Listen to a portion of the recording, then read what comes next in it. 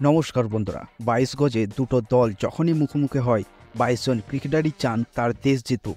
বিভিন্ন ক্রিকেট ম্যাচে ব্যাটে বলে যে ধুন্ধুমার দেখা যায় তেমনই নজরে পড়ে পাক যুদ্ধ। পাকিস্তানের প্রাক্তন স্পিড স্টার শোয়েব আখতার ২২ গজে একাধিক সময় বিভিন্ন ক্রিকেটারের সঙ্গে পাক যুদ্ধে জড়িয়ে পড়েছেন। রাওয়ালপিন্ডি এক্সপ্রেসের গতি সামলাতে হিমশিম খেতে হয়েছে একাধিক ব্যাটারদের।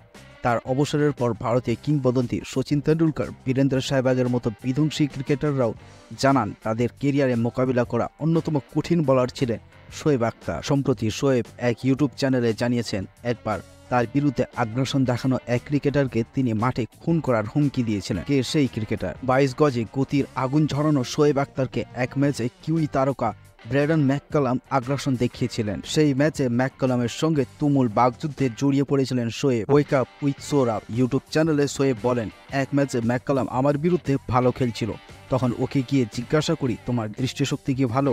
উত্তরে ও হ্যাঁ বলে এবং কারণ জানতে চায়। তাতে আমি ওকে বলি, তোমার কি আমাকে শোয়েব মালিকের মতো লাগছে?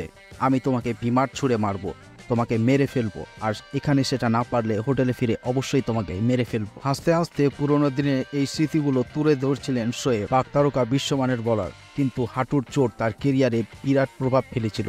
তিনি বিশ্বাসী হাঁটুর এই চোট না হলে তিনি সর্বকালের সর্বশ্রেষ্ঠ জোরে বলার হিসেবে শিখরে থাকতেন। বন্ধুরা, এরকম ক্রিকেট সম্পর্কিত খবর পেতে অবশ্যই চ্যানেলটি সাবস্ক্রাইব করে পাশে থাকবেন।